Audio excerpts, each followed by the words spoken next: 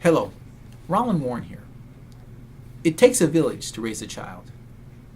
You've probably heard that saying repeated by lots of folks. It may even make sense to you. It rings so true.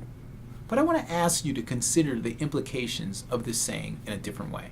It's not so much that the idea it takes a village to raise a child is untrue per se, but rather this saying, as harmless as it may sound, has an element of truth to it that covers up a whole lot of ideas that are untrue or even harmful. The reality is that this saying is often used as a way to de-emphasize the importance and sovereignty of the family. You see, what it really takes to raise a child, especially when viewed through the lens of God's design, is a family. Plus, just like in medieval times, every village has a village idiot that you want to keep your kids away from. In other words, when the village has the wrong values, the family is a child's only protection from the destructive forces that are the consequences of those wrong values. Moreover, sometimes the village is a mob, and no one wants to subject their children to mob rule.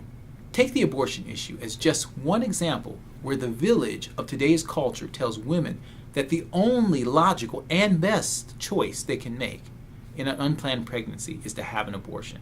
In fact, too often, women even feel forced by the village to make this choice. We see this all the time at CareNet-affiliated pregnancy centers. The community that surrounds many women and men making pregnancy decisions tells them that it is merciful to end their child's life, or that it's not a life at all.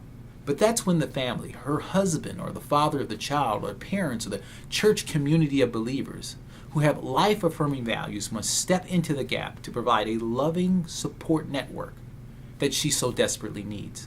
Even the most supportive village can't replicate the intimacy and support that loving parents and involved father, the baby's father, can and must give. So the next time someone says to you, it takes a village to raise a child, politely disagree and tell them that they should replace that saying with two sayings that are more true and more helpful to us and our children. It takes good families to make a village, and it takes good families to raise a child. Until next time, may God bless you daily as you serve Him faithfully.